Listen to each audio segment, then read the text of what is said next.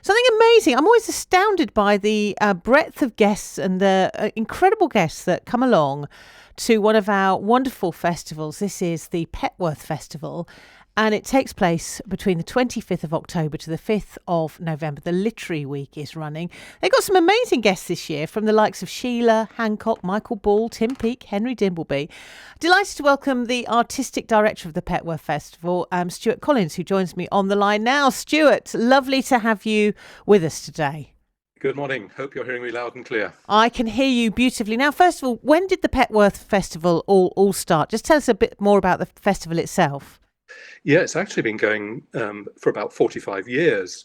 It started when Lord Egremont, who is our president and great patron, got together with a few of the local worthies who really wanted to get something going. And literally 45 years later, we've not only got the summer festival that we talk to you about regularly, but in about 13 years ago, lucky for some, we started the literary festival as well. So we sort of now have got events going across the year. We started in June with a special sort of curtain raiser just to sort of make everyone happy and all ready for the summer. Then the summer festival now, as you say, just around the corner, our 13th literary festival.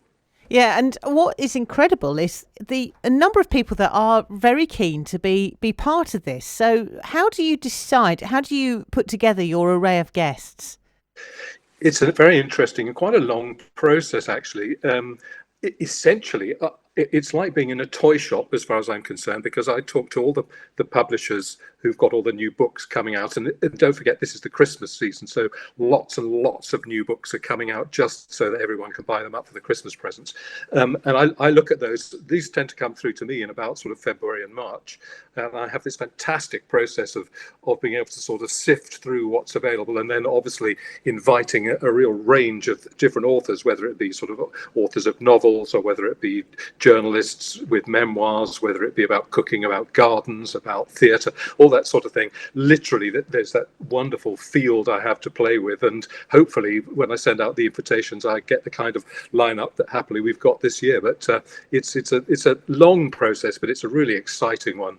Yeah, and an eclectic mix of guests. So, who are some of the favourite guests that you've had at the festival in the past? That's a really good question. My favourite ever was David Suchet. Good old Poirot. He came along and did a talk about. Actually, he did a talk about his photography because he's a very keen amateur photographer. But whilst he was with us, he did some fantastic sort of little bits of acting and talking about how he did his Poirot voice and all the rest of it. And that was brilliant. But I'll tell you the one other. Yeah, essentially, his book was about photography, and we were obviously talking all about that because it's his passion, it's his hobby. But he also did quite a little bit of his sort of character development, how he developed the voice, the character, the movement of Poirot, and it was fantastic to see on stage. And he got this huge round of applause when he sort of developed the Poirot voice from nowhere, which was very, very funny and entertaining. So that was a real highlight. But I was going to say the other event that really sticks with me from about 4 years ago was when David Knott. Now, you may not know the name, but he's the guy who's been out to sort of Syria. He's been out to all the war zones and has really developed the styles and methods of surgery in situations like that, and the tale he told was so profoundly moving about what he'd put himself through, the way he taught other doctors. So it's a very wide-ranging festival. That's what we get every year, and you get this range of sort of showbiz, but also really hard-hitting issues, and then of course great fiction as well. And I would imagine people come from way beyond Petworth just to see this. So it's great news for the local area, attracting people in to the festival and then sampling what else, the beautiful area as well. That's right. I mean, we very much celebrate our place in the South Downs because it is real. As anyone who's ever been to Petworth knows, it's an absolutely beautiful place in the middle of some fantastic landscapes.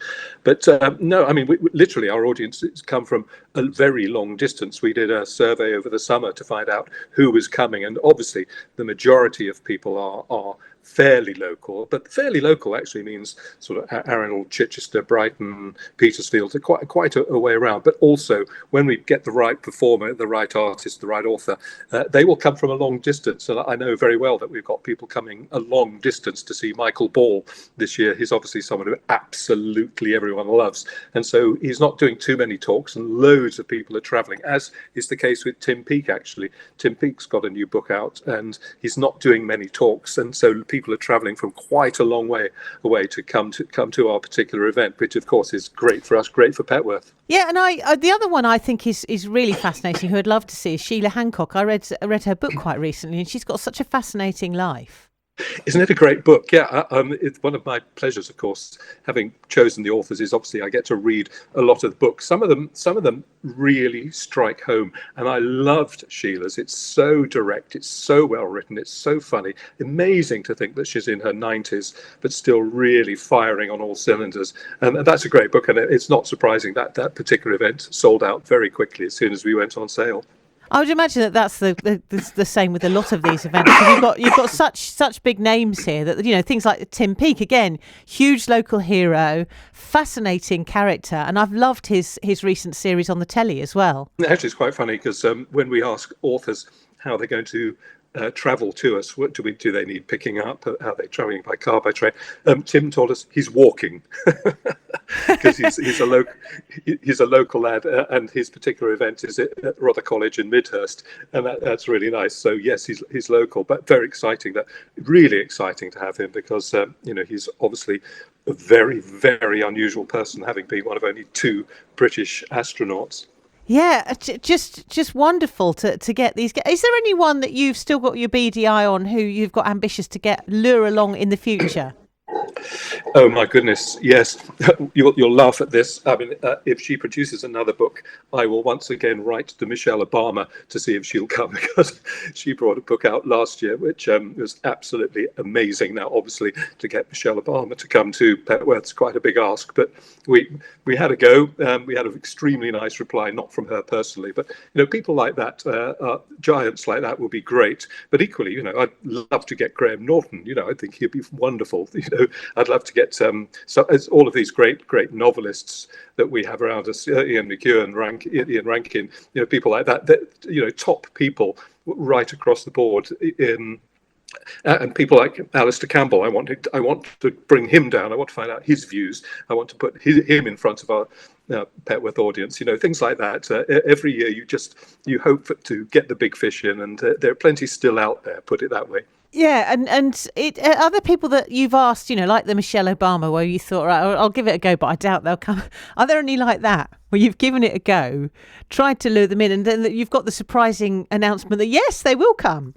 Well, we have had some incredibly big names over the years. I mean, I think the very first, it's not quite Michelle Obama territory, but I remember quite early on in the festival, the absolute joy that, when we got Michael Palin, because to be honest, when you get British national treasures on your stage, and again, that goes back to David Suchet, you just think, yeah, now this is where it really works, because here he is, Michael Palin, someone who I've absolutely worshipped and adored for my entire life. There he is on our stage in front of us, and that sort of thing is really, really great. But it's also interesting when you get top-level politicians.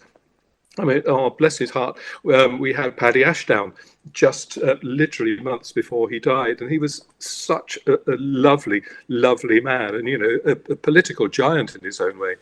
So there's quite a range of people that I consider to be on my radar, on my target list.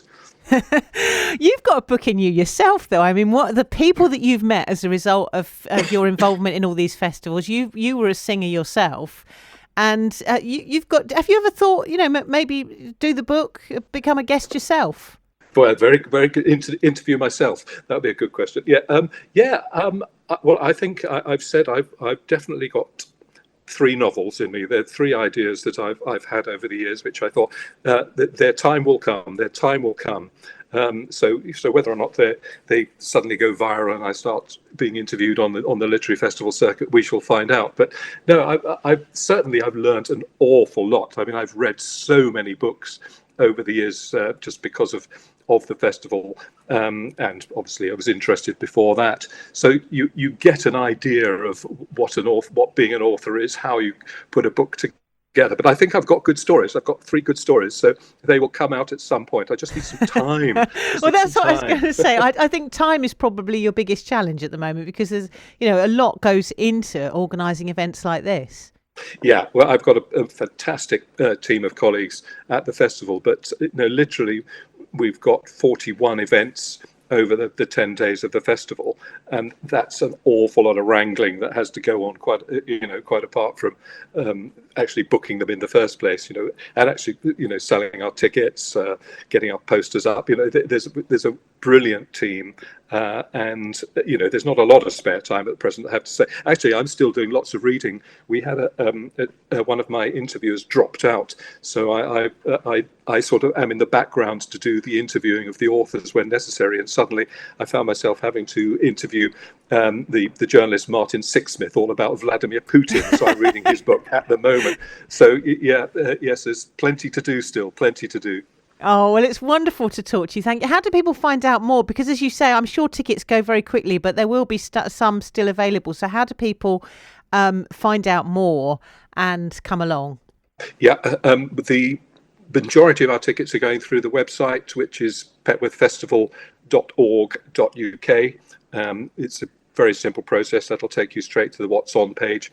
There are 41 events, as I say, that they start next Wednesday, 25th of October through to 5th of November, 3 or 4 events a day, some great children's events as well. So if anyone's got children or grandchildren they want to bring down, we've got the Waterstones Children's Laureate, Joseph Calo, coming. So, things like that. There's a real big range, and some of the events are sold out, but many still have tickets. So yeah, go for it. Well, it's great to talk to you. Thank you so much for joining us out as our lunch break guest. Wonderful festival, and just incredible, the big names that come along to it.